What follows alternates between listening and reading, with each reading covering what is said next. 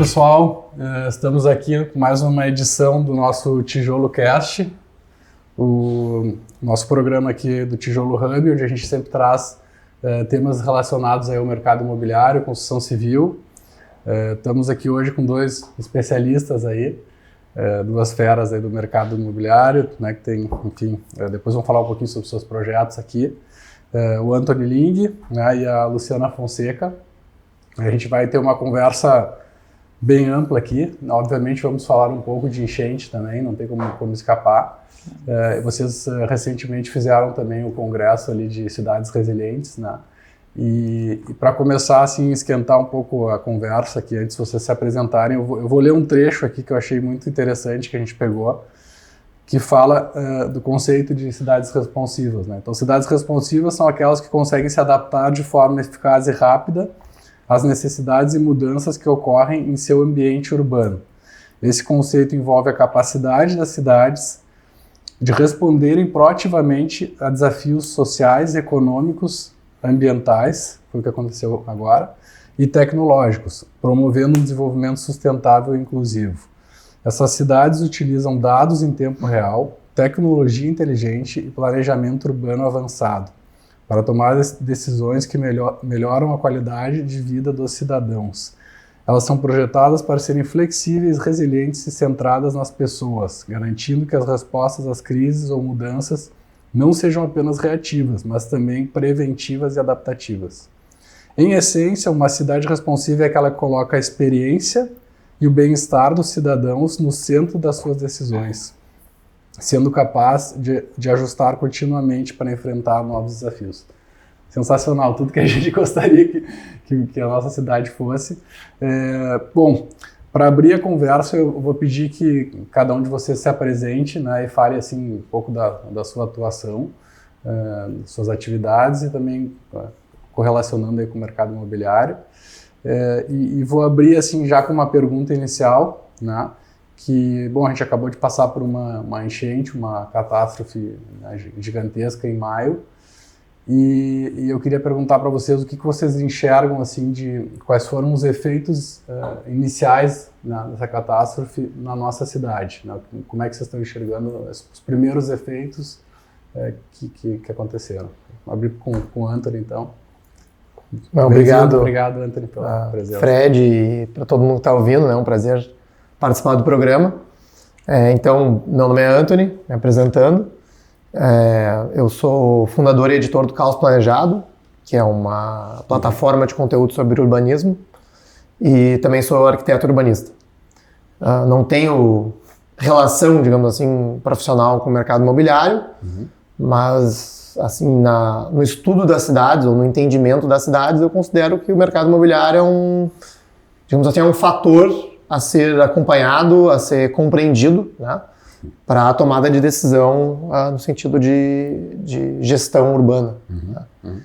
E no contexto das enchentes, né, a partir dos últimos meses, de reflexões, até do evento que a gente fez com cidades responsivas, uma das reflexões que eu tenho tido é que muitos dos problemas que a gente está enfrentando agora são históricos. Né? Assim, é tentar resolver problemas históricos com menos tempo e menos recursos, né? Porque a gente tem que partir de um ponto muito atrás, né, de onde a gente estava.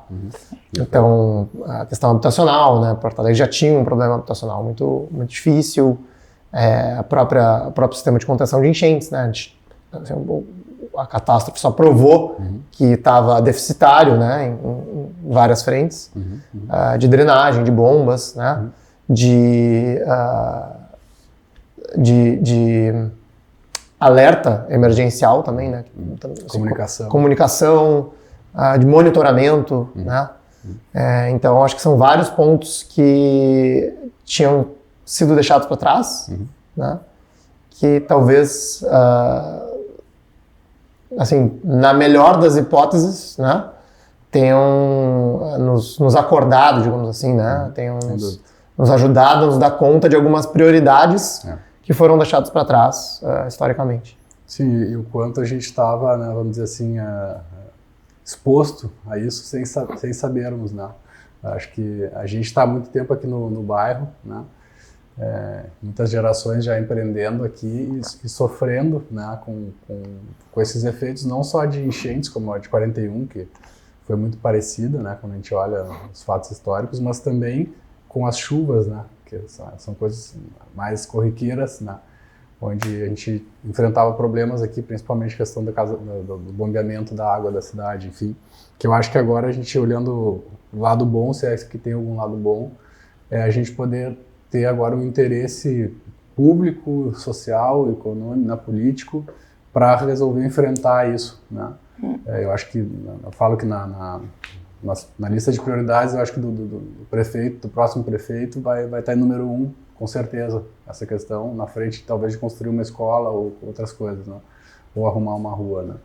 Então, acho que isso, talvez a gente se torne uma cidade, talvez muito preparada, mais do que outras que não passaram por isso, mas... Luciana, falar contigo um pouquinho. Eu acho que sim, acho que tem essa dimensão da gente evoluir a partir da crise, né? Acho que esse é um lado positivo, vamos ver qual é. Então, bom dia.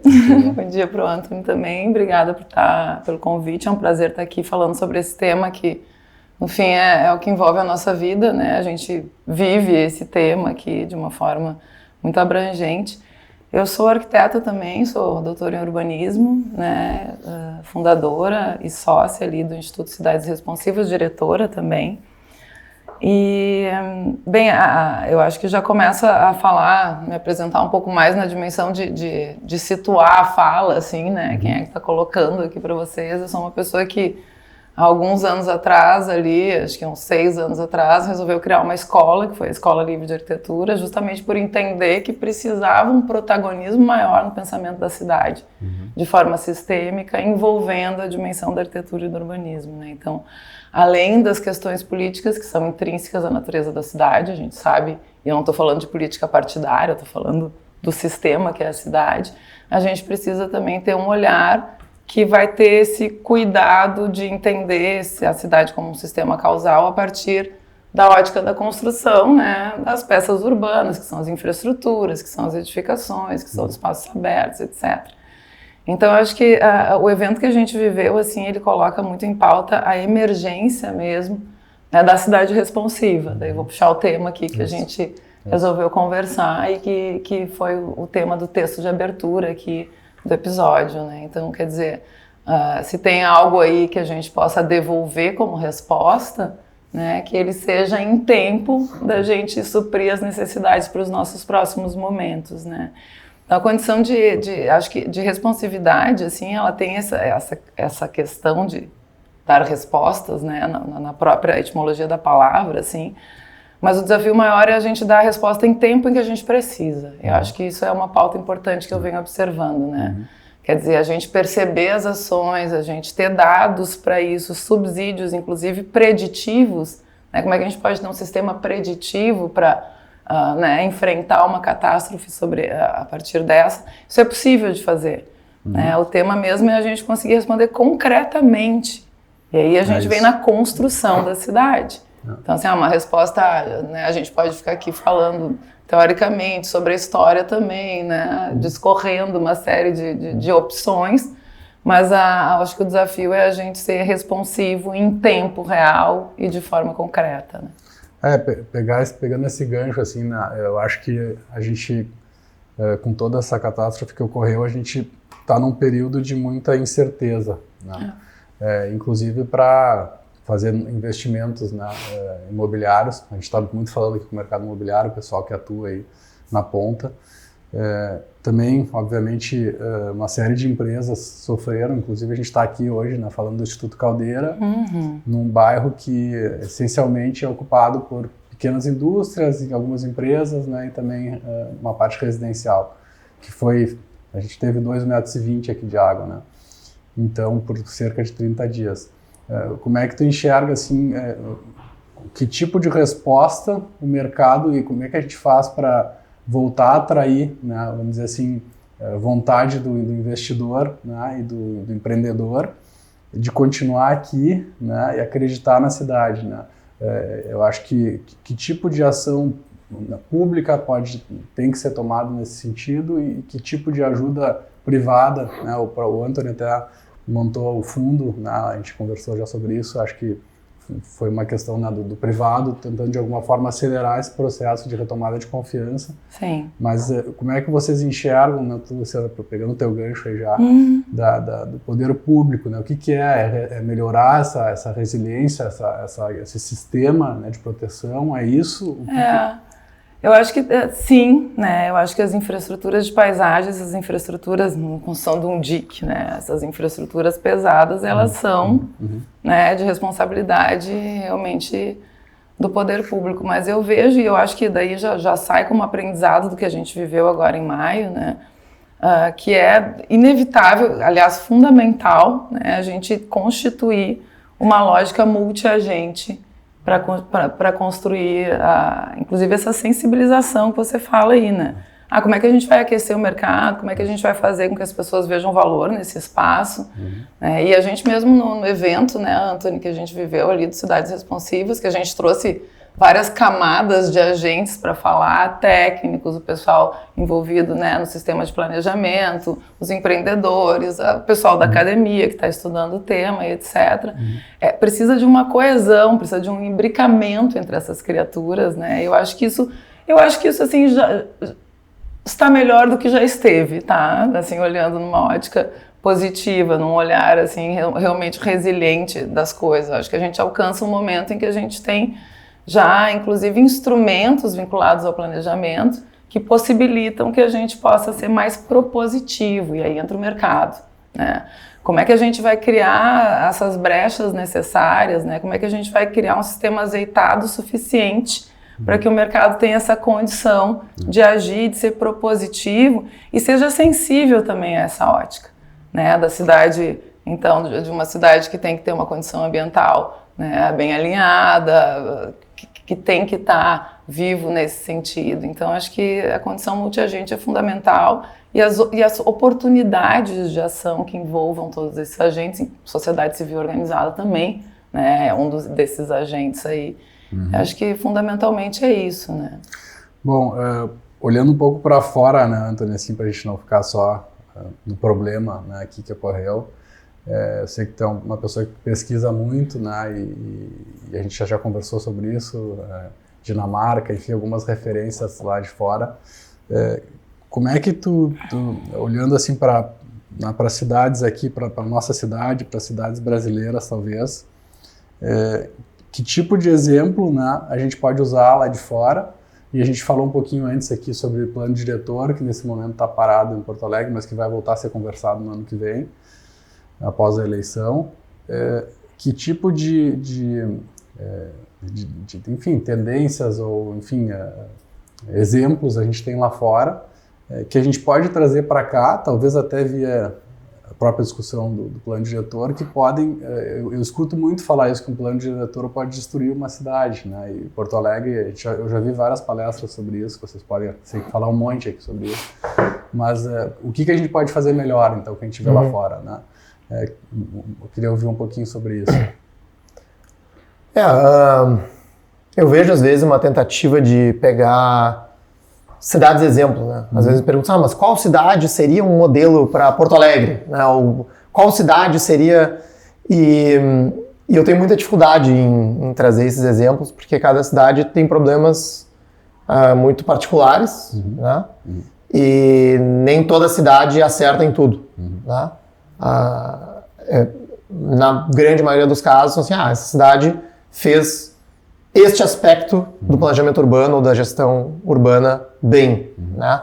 Essa outra cidade fez essa outra parte muito bem, né? Ou gere bem um sistema de metrô, ou tem uma legislação construtiva um pouco melhor ou um pouco pior, né? Mas assim, eu acho que um conceito geral que daria para se conversar, né, e começar a aprofundar nisso, é de que, e é uma coisa que eu repito com frequência, assim, no Caos Planejado, tirando até dos nossos aprendizados com o Alain Bertot, né? Sim. É de que aqui no Brasil a gente inverteu as prioridades do planejamento urbano, né? A gente foca muito numa discussão de plano diretor, por exemplo, né? Sim. Em como regular os lotes privados, né? que, no fim do dia, já existe um responsável. Fica o dono do Ou lote. vários responsáveis. O dono do lote, o arquiteto, o investidor, Sim. né, uma incorporadora. Tem um grupo de pessoas O vizinho. competentes, né, É. que, independente de uma regulação urbanística, vai pensar na resolução daquele espaço. Né? E é um problema descentralizado. Né? Assim, são milhares de lotes. Né? Sim. E a gente tenta, a partir de planos diretores, fazer regulações genéricas para esses lotes, que, em última instância, são ruins. Né? Porque, evidentemente, não consegue olhar caso a caso. Sim, Né? particular. E, em contrapartida, né, numa discussão de plano diretor, de planejamento urbano, quase nada se fala de espaço público ou infraestrutura pública. Né?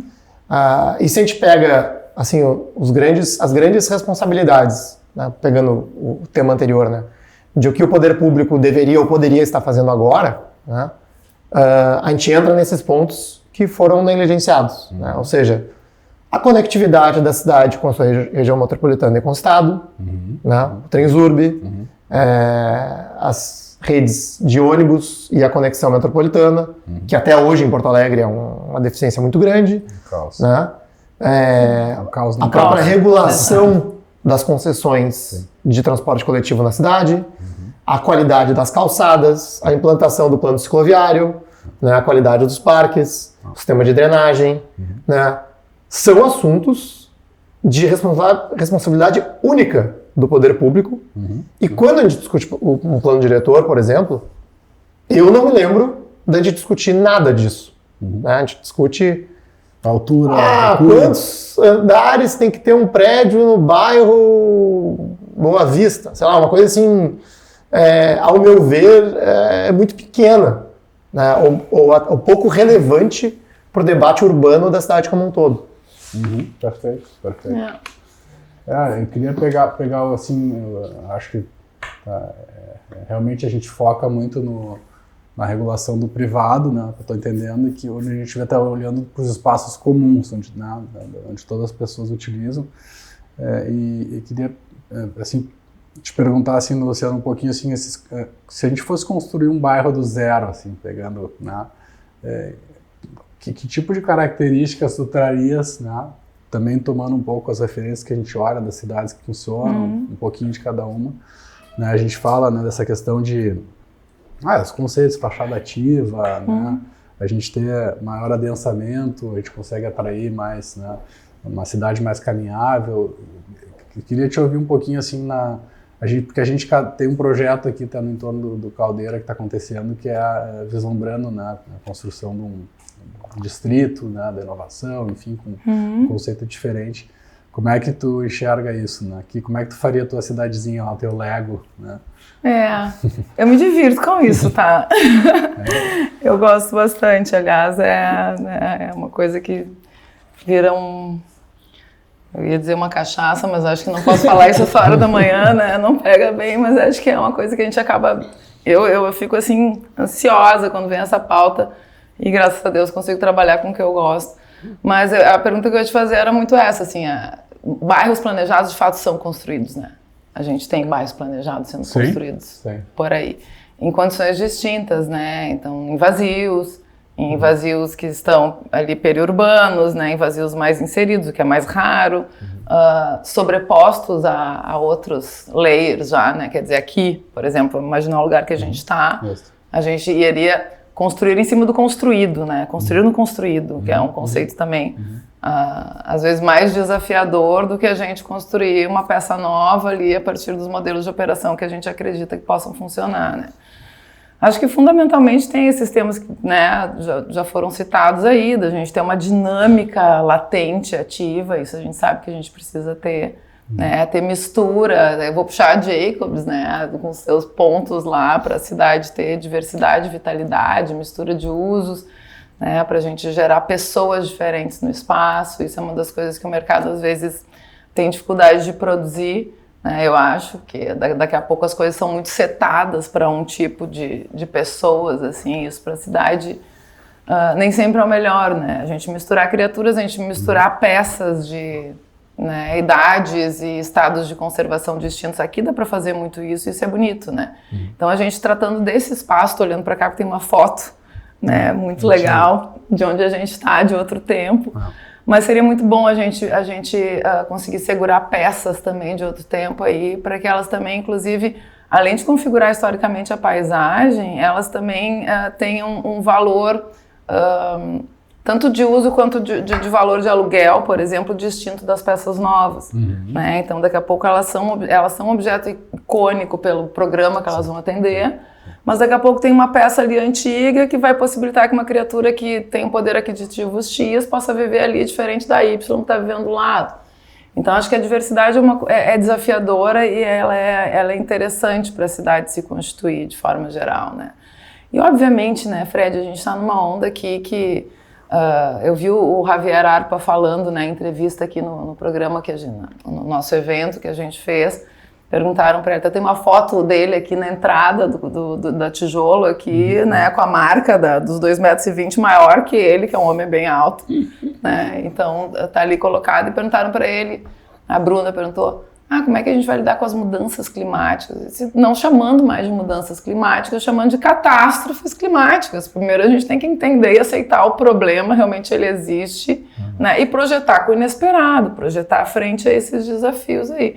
Então, este lugar tem que estar preparado para atender essas tragédias, né, essas possibilidades de ação. Pode ser climática, é uma pandemia, né, quer dizer, um furacão, tem várias coisas que podem ocorrer nesse sentido que a gente tem que estar preparado. Em se tratando de ambiente, a gente vai ter que ter, sobretudo, aí, condições de drenagem, obviamente. E aí a gente pode chegar até numa discussão que vai levar a peças de arquitetura que são responsivas ao tempo também.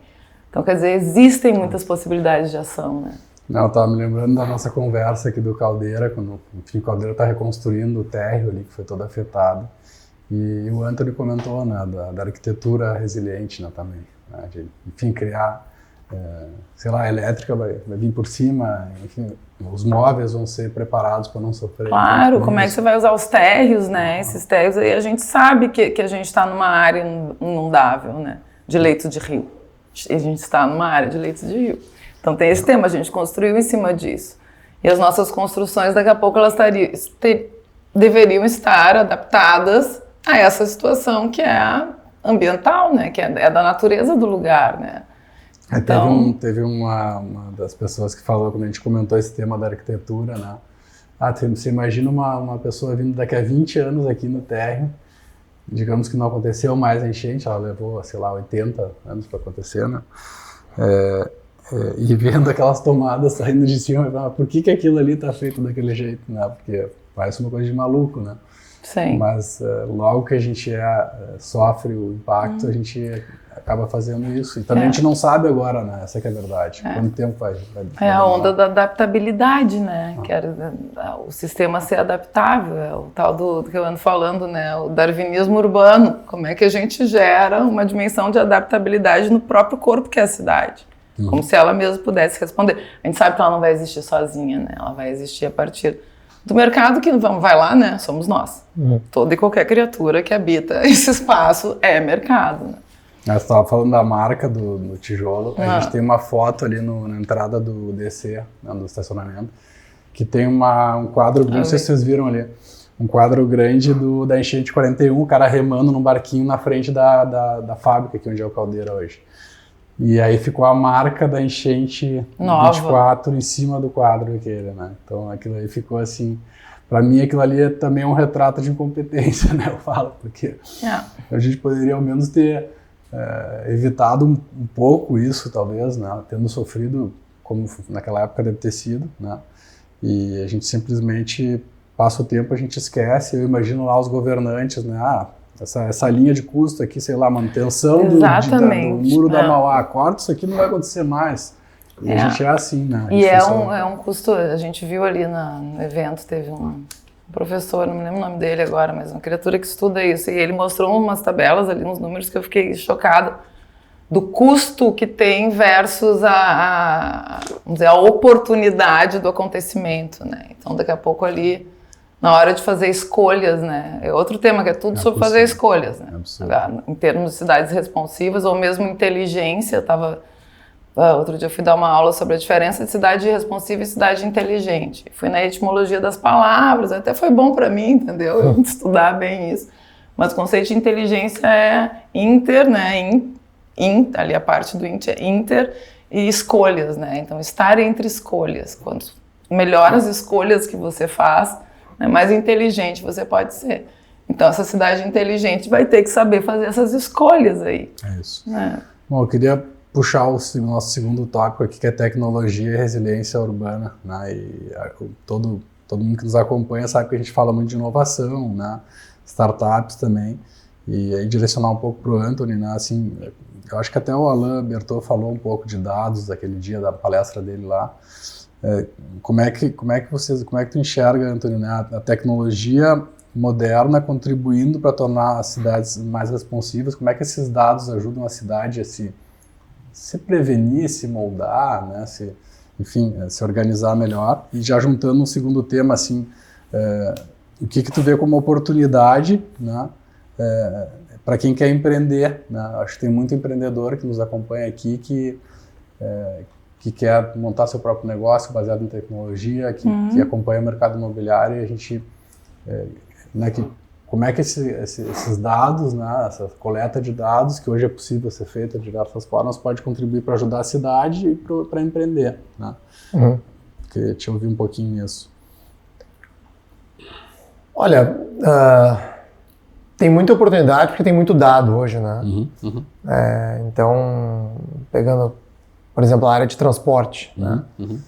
Tem dados de telefonia móvel que podem ser usados para melhorar a rede de transporte, dados, né? Tem algumas cidades que estão usando dados do Strava para planejar ciclovias, né? Então, pega assim lugares que as pessoas já andam de bicicleta, mas andam de uma forma perigosa, né? E colocam ali a infraestrutura para melhorar a acessibilidade e a mobilidade ativa. O Instituto de Cidades Responsivas, né, super trabalha com dados geoespacializados para melhorar a tomada de decisão. Dados, eu acho que infelizmente dados de mercado são completamente ignorados pela gestão pública, né, via de regra, né, como se o preço não fosse um sinal para a tomada de decisão, né?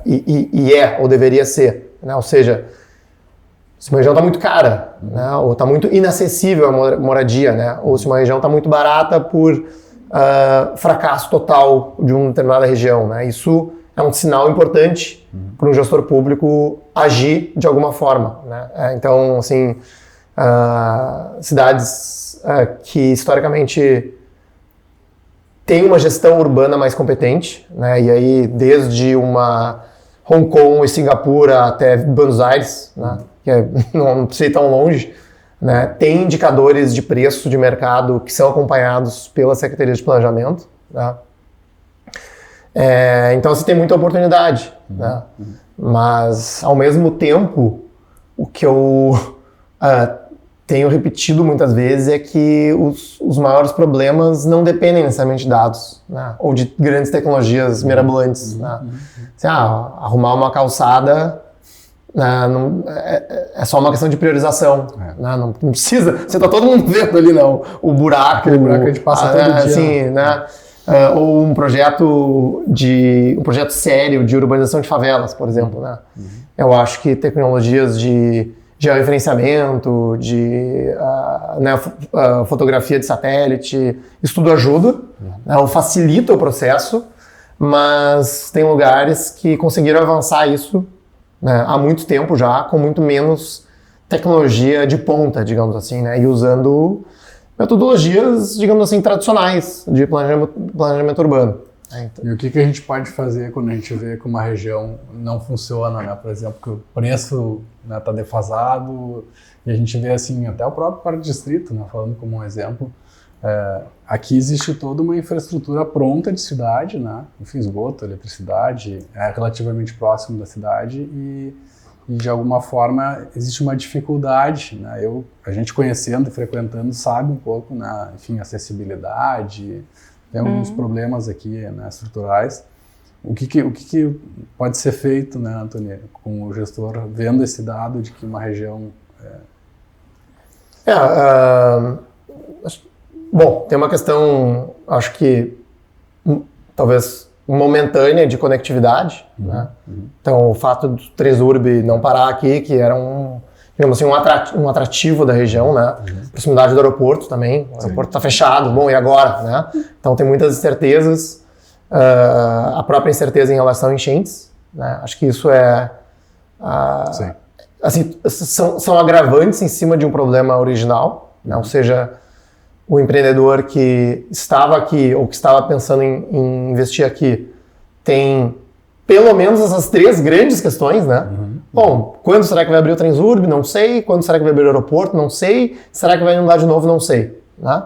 E são perguntas, e principalmente a questão das enchentes, eu acho que vai permanecer, tá? Infelizmente, mas eu acho que... Só pegando o teu gancho, que eu me lembrei de uma fala tua, logo que teve enchente, a gente conversou ali, e aí o pessoal estava naquela dúvida, né, como é que ia acontecer as coisas, se iam continuar ou não continuar, e aí tu disseste que, primeiro, as características dessa região se mantêm. Sim. Né? Eu Sim. queria que tu falasse um pouco sobre aquela teu discurso. Então, a gente vê isso não só em Porto Alegre, né, mas em outros lugares do mundo, bairros que, por algum motivo, se tornaram pouco valorizados, né, ou se tornaram pouco atraentes, por uma questão de depreciação dos imóveis, né, de um equívoco de regulamento de zoneamento de uso do passado, que foi o que a gente teve aqui, né, algum parâmetro urbanístico que impediu investimentos, enfim, inúmeras questões, né, e que nos últimos anos se deram conta de que, puxa, a gente tem aqui uma área com infraestrutura, com proximidade ao centro urbano, né, que poderia receber investimentos, né, se isso fosse feito de uma forma coordenada, né, porque é muito difícil entrar, digamos assim, sozinho, né, numa região como essa. E o que eu quis dizer naquela situação, né, é que o Quarto Distrito voltou a ter essa atratividade, né, Distrito 4D, Distrito Criativo, enfim, tem vários nomes aí que surgiram nos últimos 15, 20 anos, né, que eu acho que permanecem, que é o quê? É um lugar com proximidade ao centro da cidade, né? Plano, que é também um benefício, né? Com infraestrutura instalada e relativamente barato. Então essas regiões historicamente atraem comunidades criativas, né? Que querem um metro quadrado que não é caro, né? E que, digamos assim, topam ficar num bairro talvez não tão brilhante ou polido, né? Com algumas, assim, com algumas arestas não muito aparadas, né? É um pouco a história lá do Sorro, em Nova York, né? Com os artistas e tudo mais, que é um fenômeno que acontece em muitos lugares, né? E essas características, aparentemente, continuam as mesmas aqui no Quarto Distrito, né? Aparentemente. Mas a gente tem um cenário macro diferente, né? Agora, do estado, das enchentes, né? Que eu acho que dificulta um pouco, né? Ainda mais, né? Esse movimento.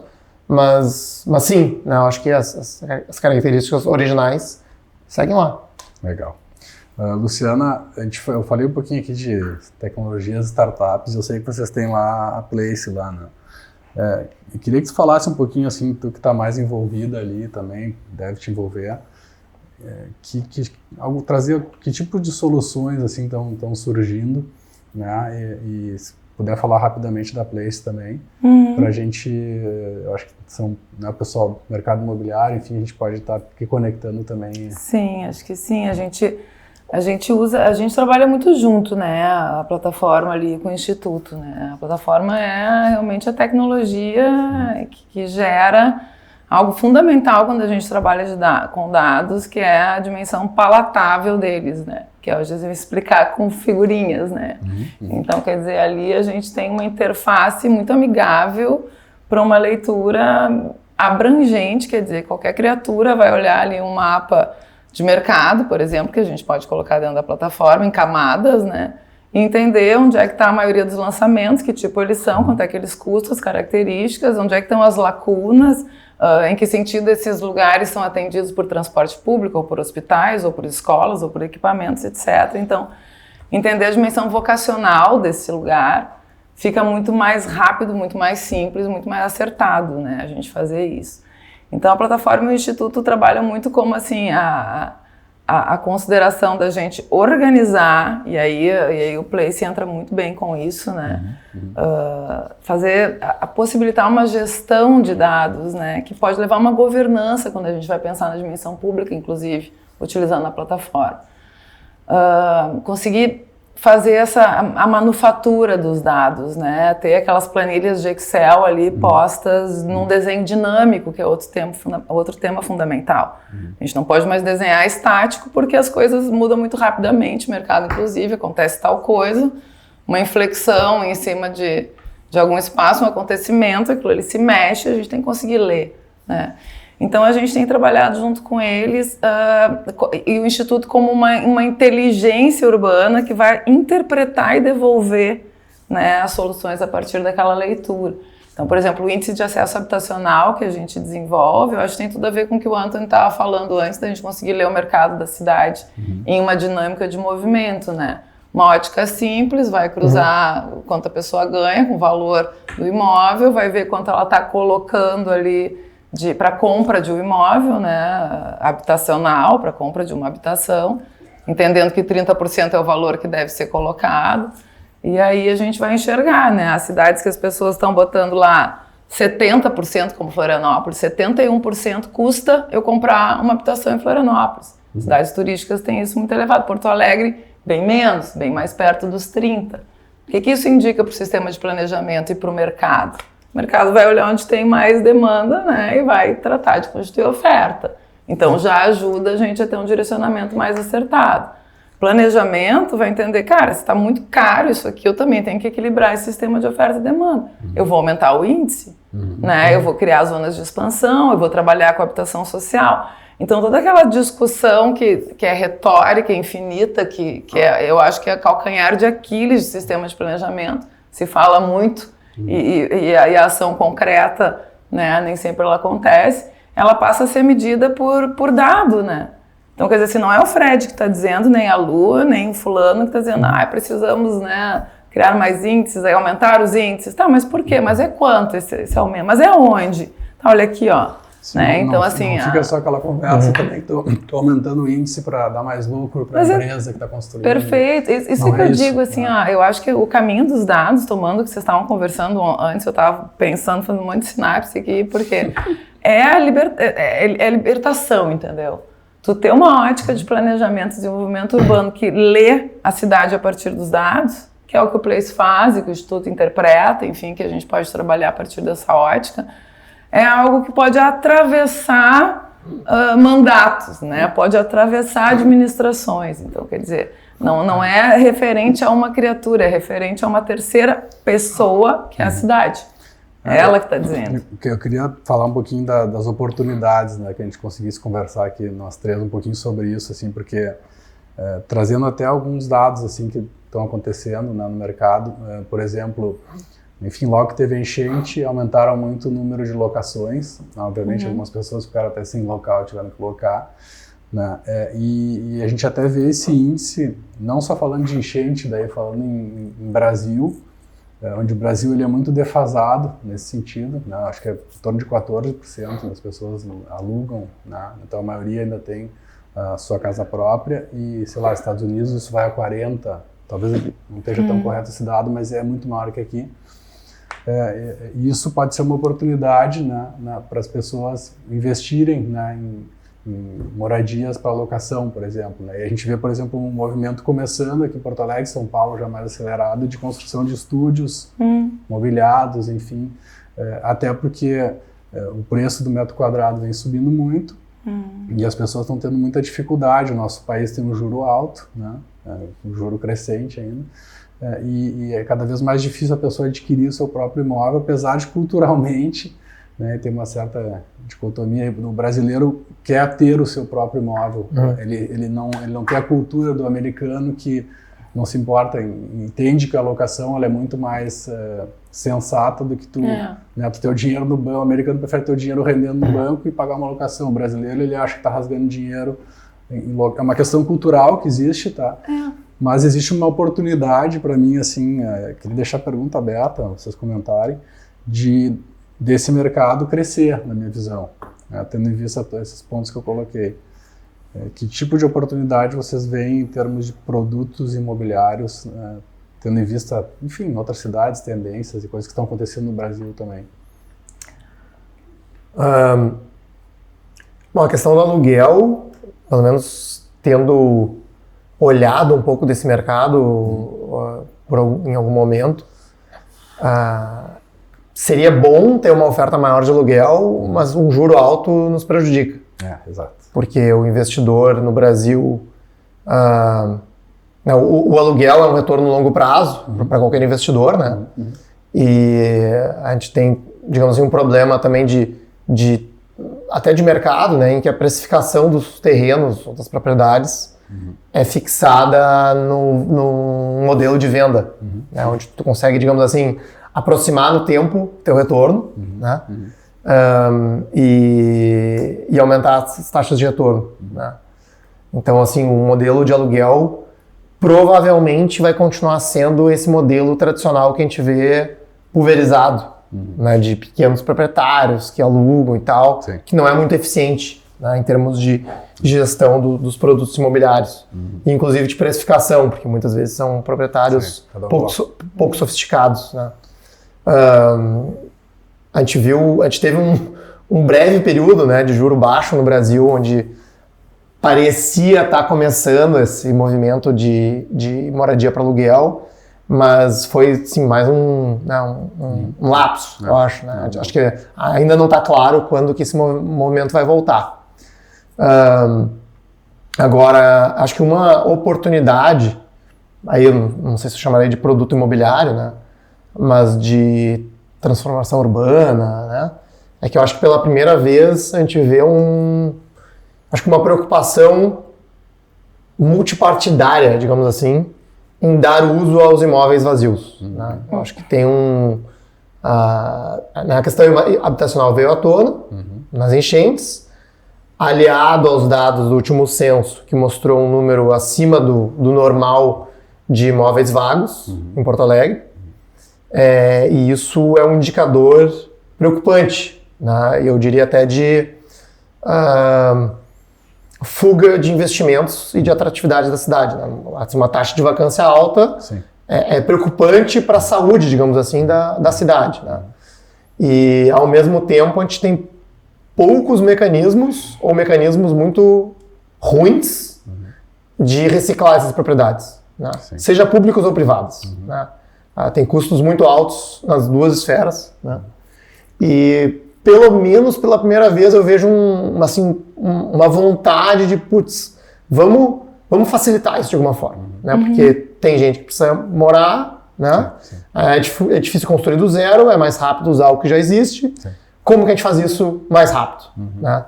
E, assim, já era né? Como eu falei antes, já era um problema, já era uma situação, mas acho que veio à tona. Entraria numa ótica de aluguel social também, eu acho, também o que tu está falando, né? Nessa dimensão. Também como política habitacional. Exato, que eu acho que é uma boa saída. A gente tem indicado isso bastante nos nossos trabalhos ali, quando a gente tem a oportunidade. Ao invés de construir do zero, né? Nessas peças aí. Já bem localizados. O retrofit também, né? Retrofit, eu lembro do Washington Fajardo, lá com a Reviver Centro, né? Que facilitou, e eu acho que tem que... iniciativas que impulsionam isso podem ser muito bem-vindas, né? O Reviver Centro, olha só, o cara, ele tá colocando ali na plataforma mapeando, né, espacializando, quais são os imóveis na área central do Rio de Janeiro que tem dono único.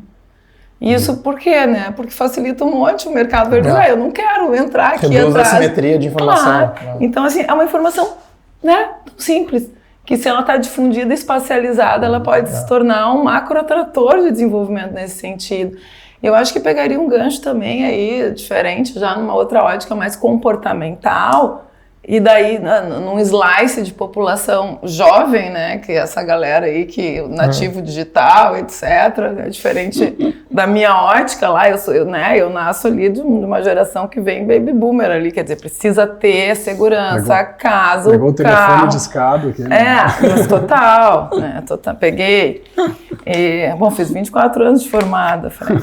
Então, assim, essa galera que está aí na onda, eles são migrantes livres, né? E eles têm essa ótica muito mais de ter acesso do que posse. Muito.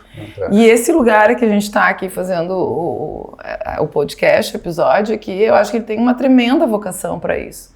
Para atrair esse slice cultural, populacional, jovem, que também está interessado em estar, né, naquele ambiente, não ter aquele ambiente. Então, acho que essa é uma ótica cultural que também pode entrar como um argumento, né, na narrativa programática de empreendimento e tudo mais. Essa turma, ela quebra um pouco aquilo que eu falei antes, que é ter a propriedade, né? Exato. Acho que nesse ponto, talvez o brasileiro médio tenha até do carro, né? Também o carro. Ele não quer o leasing, ele quer ter o carro. Tudo, né?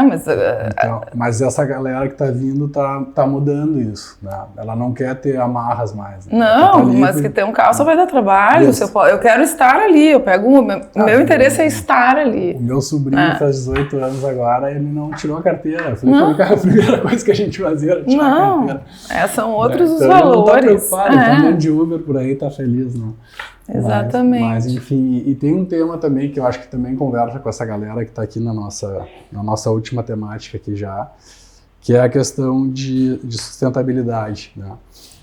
E também inovação vinculada a isso, né? Porque eu acho que a sustentabilidade ela está, né, vinculada à inovação também. Como é que a gente fala muito, né, das cidades sustentáveis e práticas sustentáveis? Eu tive recentemente lá em Copenhague, lá, e enfim, toda a questão do transporte, das bicicletas, né? Quais são os conceitos? Eu queria que vocês falassem, não, Anthony, pudesse falar um pouquinho. Anthony estava em Medellín, né? Tá cheio de... Bom, e eu em Tóquio. Né, legais e a gente tem 3 cidades legais para botar na mesa aqui. Para trazer, implementar, e o que vocês acham que funcionou, não funcionou, enfim, como é que vocês estão enxergando isso? Essa palavra de cidades sustentáveis, acho que ela varia também dependendo de como definir a palavra, né? Para mim, uma política, digamos assim, sustentável, um objetivo de sustentabilidade é o sentido mais estrito, né? De conseguir dar continuidade por muito tempo, né? Uma política, por exemplo, mesmo que seja de subsídio ao transporte coletivo, né? Que não consiga se perpetuar financeiramente, não é sustentável. Né? Porque podemos falar do ponto de vista ambiental, mas não adianta, né, ter uma política que não consiga se perpetuar. Né? Isso dito, né, a gente tem um modelo hoje voltado para o uso do automóvel, né, que não é sustentável, ao meu ver, em nenhum aspecto, né, porque não só em termos ambientais, né, como ela exige um gasto muito alto em infraestrutura. Sim. Né, as vias, né? Que não é percebido pelas pessoas. Né? As pessoas usam o carro, ocupam espaço viário, assim, desproporcionalmente, né? E isso desproporcionalmente em relação a outras formas de transporte, a pé, bicicleta, ônibus, né? As pessoas, o uso de um carro por um cidadão ele onera desproporcionalmente, né, o espaço público e os cofres públicos, né? E é um custo que é disperso na população. E a gente se acostumou com isso, né? A gente se acostumou com políticas que favorecem o proprietário do carro. Que na grande maioria das vezes também é regressivo, né? Ou seja, é uma política que favorece quem tem condições de comprar um carro. Né? Então, na parte, pelo menos, relacionada a transporte, né? Eu gostaria de ver cidades que conseguissem controlar o uso do carro na cidade, né? Implementando ciclovias, limitando ou cobrando vagas públicas de estacionamento, né? Lá em Londres tem bastante as áreas, né, que tu vai pagando Exato, né? pedágio, enfim. O sistema de placas, assim, São Paulo também usa. Então, assim, a gente se acostumou a, se tem mais carros na rua, vamos pagar mais enquanto sociedade para dar mais espaço para os carros, né? Ao invés de dizer assim, não, peraí, tem alguma coisa errada aqui. Chega né? de carro. A gente pode agir do outro lado, né? E dizer assim, não, a gente precisa controlar um pouco como que a gente usa o espaço público que já existe. Né? E tem que ter os subsídios, né, para substituir o carro. Esse é o tema, né? Como é que tu chegou aqui hoje? De carro? De carro? Né? Como é que eu chegaria? Sim. Exato. Esse, né? A pé eu não consigo vir. Às vezes é o mais fácil. Inclusive porque a cidade nos induz a isso. A cidade nos induz a isso. Tu ia falar... Não, é que eu acho que o mais simples é tu continuar com a política existente, né? Vamos fazer mais vias, vamos expandir o espaço dos carros, ao invés de fazer algo mais drástico, estrutural, que é como é que eu repenso o sistema, né, de transporte, né? E aí tem coisas que tu tem que ter um alto grau de investimento também. Era o que eu ia dizer, repenso, visto, né, e ágil. Como é que eu transformo a matriz, né? E é muito cultural também, viu? E a gente, né, porque na ótica da cidade como sistema causal, quando é que surge o rodoviarismo, quando é que o carro vira também uma onda de status, né? Quando é que a evolução, o desenvolvimento está galgado ali, né, no uso do automóvel, como é que a gente vira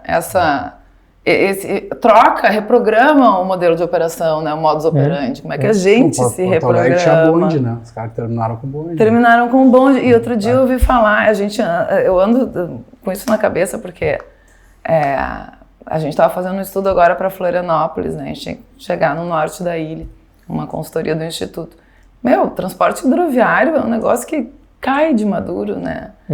E aí aqui em Porto Alegre a gente já teve algumas evoluções e pode ter muito mais. É muito tímido ainda, né? É muito tímido. E aí a gente vai para outras questões, o que está por trás disso que não possibilita essa ação, né? A gente sabe aí que tem, né, toda uma lógica. Eu ouvi falar na aula do MBA ontem, o pessoal estava falando do Uber Barco. Você já tinha ouvido falar do Uber Barco? Eu ouvi do Uber Moto só. Uber Barco. Fizeram um protótipo aí no Rio Pinheiros, em São Paulo. São Paulo não sabia. Também, mas Uber Barco, eu não sei, mas é algo que eu fiquei realmente pensando, do tipo, são coisas que são novas. Depois que a gente viu tanta gente com barco, né? E que poderia estar acontecendo, assim. Então, assim, realmente tem que reprogramar, sabe? Eu acho que eu bato muito na questão de sensibilização cultural. Primeiramente, como é que tu entra para transformar alguma coisa? A pessoa tem que entender, né? Aquela coisinha que eu repito sempre, vou repetir de novo, você é o engarrafamento, você não está nele. Né? Nós somos o que se constitui. Então, muda aqui, né, cobra a partir disso e aí passa a fazer a pressão a partir dessa condição. E sair da retórica e entrar na ação, né? E dentro das propriedades, assim, como é que vocês enxergam?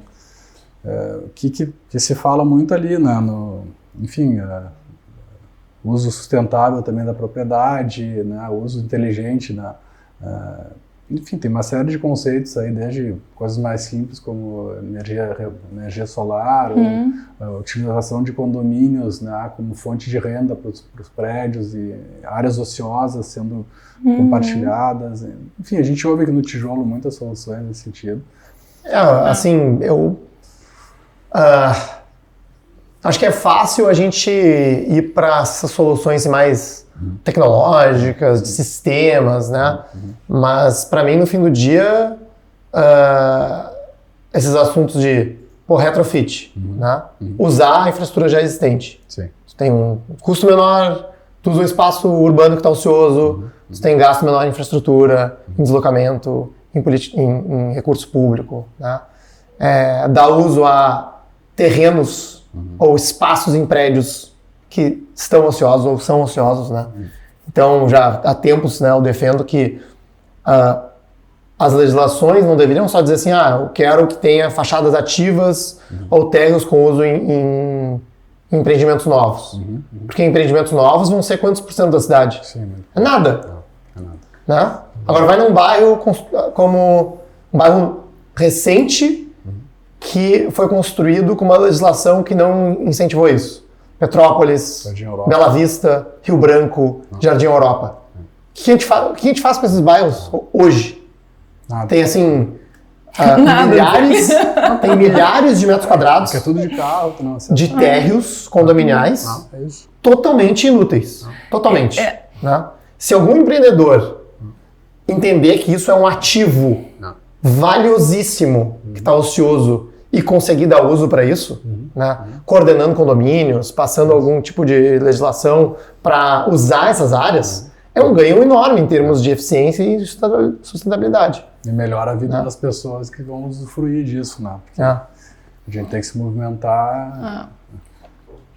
Eu acho que tem as condições dos bairros que já existem, né? E tem a questão do conceito da fachada ativa, sabe? A gente está acostumado a vincular isso necessariamente a um comércio.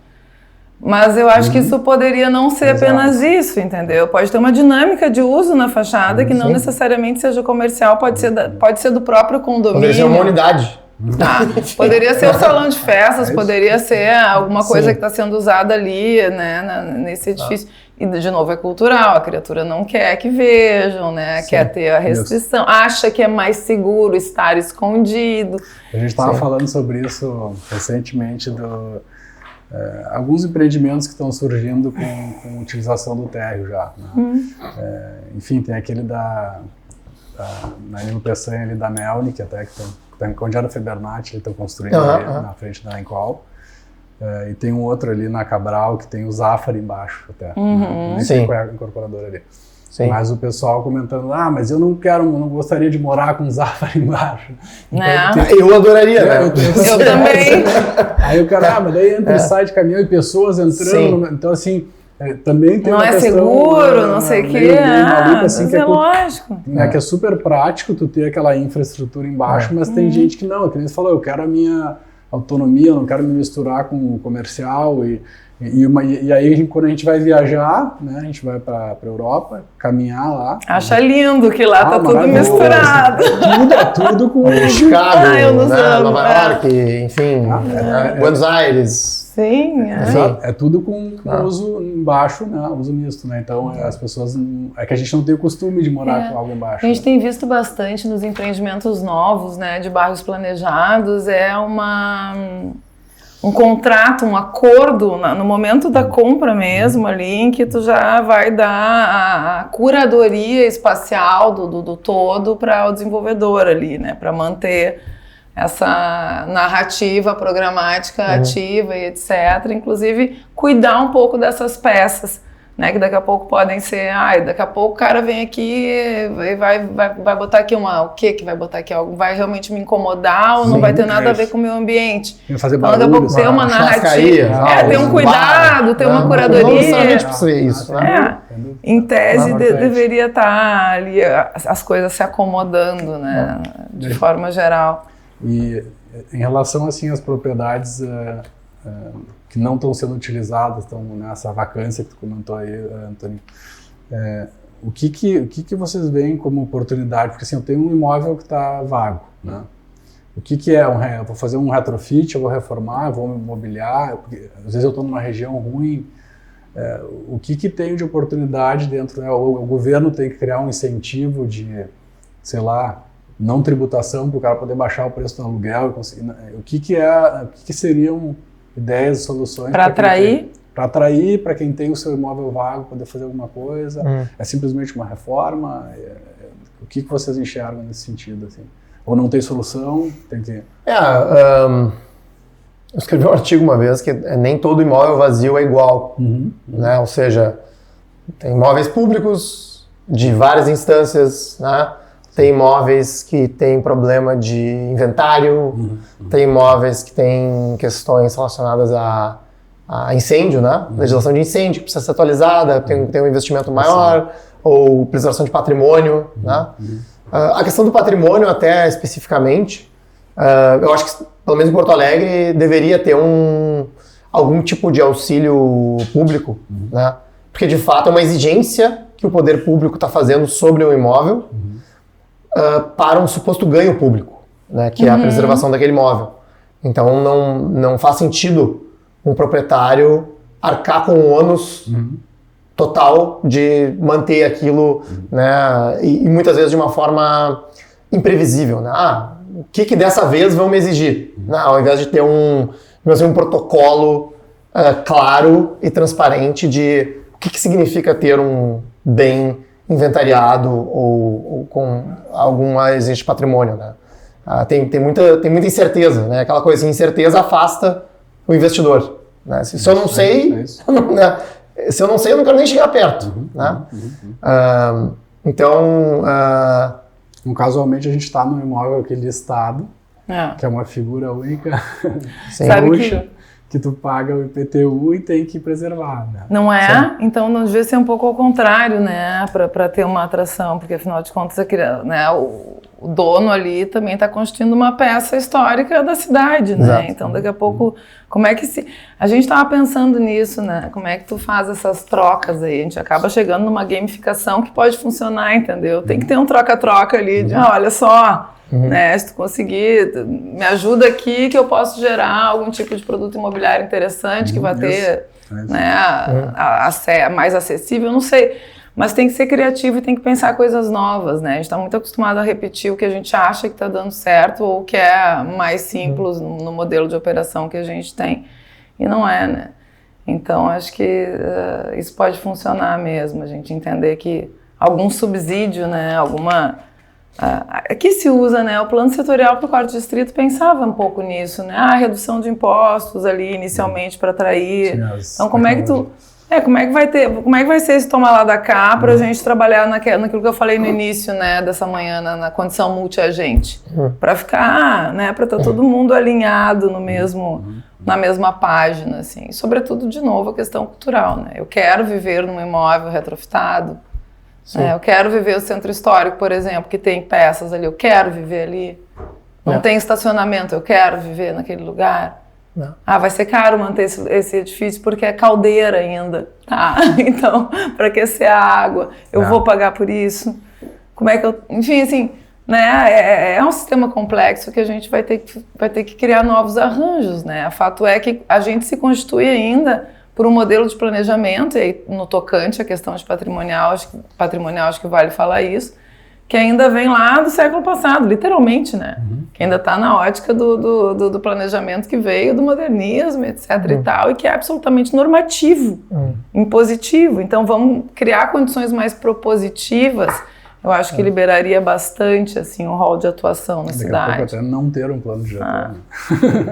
Ou ter um só Londres está fazendo um agora que é pública, né? Amplamente propositivo, né? O de Londres. Mas a gente tem que ter maturidade também. Acho que a gente precisa, para ser propositivo, a gente tem que ter esse nível de responsabilidade da cidade responsiva, tem que estar bem atuante. A gente está lançando agora o índice de indicador, nosso último, que vai sair agora na sexta-feira. Está medindo o valor do mercado em torno dos bens tombados nas capitais, tá? Para a gente ver quanto é que isso está. No entorno. A gente definiu ali, a gente setou um entorno, não me lembro direito de quando e porquê, mas vai estar tudo escritinho, o método ali que a gente trabalhou. Mas vai ser legal para a a gente ver quais cidades estão valorizando mais a sua paisagem histórica. Tombado, quando ele é definido, né, ele vira uma ancoragem, né, do entorno. Desde que o entorno possa ter uma ancoragem, ou ele congela. Ou ele congela quando tu não deixa o entorno ser revitalizado. Então isso que a gente vai ver. Eu escuto Pelotas, falar muito de Pelotas, que aconteceu lá, né? Mas aqui até a gente está numa região de interesse cultural, que é a região, não é só este prédio, aquela casa, né? Isso é muito ruim. Isso assusta o investidor, porque... Mas deveria ser o contrário, vai. Sim. Né? Tem potencial para virar essa ótica aí. Sim. Sem dúvida. Mas vamos nessa. A gente acredita na humanidade, né? Ou não, Anthony? Temos que acreditar. Senão nada vale a pena, né? A gente não procria, né? Os três com filhos aqui na mesa, né? Então não vamos botar a gente nesse mundo se a gente não acreditar. Não, mas então seguimos acreditando aqui, empreendendo. Gente, nosso tempo já passou, a conversa foi super boa e foi muito legal estar aqui com vocês. Obrigada. Obrigado por terem vindo até aqui, né? Cedido o tempo de vocês aí. Queria deixar o último tempo aí para vocês se despedirem, né? E deixarem algum recado aí para né, para a gente continuar acreditando, como a gente Vamos falou lá, agora aqui. vamos procriar. E dizer que, enfim, muito bom estar com vocês aqui. Obrigado. Obrigada, Fred. Eu normalmente em eventos como esse eu começo a ficar pilhada da metade pro final, sabe? Então quando acaba eu já penso, por que não começou por aqui? Mas agradeço a oportunidade, tá? É sempre bom a gente poder discorrer sobre isso. Acho que nós três aqui na mesa, acho que todo o complexo aqui do Caldeira também tem essa coisa da cidade muito como um propósito, né, de vida, assim, que vai além da condição. Estou trabalhando, né, estou vivendo. Então acho que para todo mundo aqui é um prazer a gente colocar essa pauta na mesa, né? E poder, da minha parte, assim, poder compartilhar os estudos que a gente vem desenvolvendo para alcançar isso que a gente acredita, né? Essa cidade que é mais responsiva, que é esse sistema adaptável, né? Que tem condição de se desenvolver de uma maneira mais resiliente, sustentável, enfim, todas essas palavras que a gente gosta de dizer, né? Mas ao fim e ao cabo que seja um lugar bom para a gente viver, né? E que seja bom para muita gente viver, não só nós três aqui, né? Que tem uma condição de abrangência, de qualidade. Obrigada, gente. Prazer. Anthony? Obrigado. É sempre um prazer conversar aí com a Luciana também do Instituto, que é super parceiro do Caos Planejado. E aproveitando o espaço, né, assim, eu acho que se tem ouvintes, né, pessoas assistindo que trabalham no mercado imobiliário, apesar de não trabalhar na área, eu acredito que um melhor entendimento sobre a cidade né, permite melhores decisões, né, de investimento e decisões que eu acho que contribuam mais para a cidade como um todo, né? Então, fazendo não só propaganda minha como no Caos Planejado, como do Instituto, né? Tem muito recurso à disposição, né? Em ambas plataformas para avançar. Sim, para as empresas poderem utilizar essa informação. E unir esses mundos, né? Estão criando, desenvolvendo conhecimento, estão estudando junto com o mercado. O poder público também tem que estar com as antenas, então... O MBA de Cidades Responsivas. Que o Antônio é professor. A ideia é justamente trazer vocês essa, conectar vocês com o mercado. A gente tem um nível de alinhamento, assim, bem aquecido, assim, acho. Eu fico feliz que vocês existem, meninas. Igualmente. Tá certo. Tá, gente. Valeu. Obrigado. Obrigada.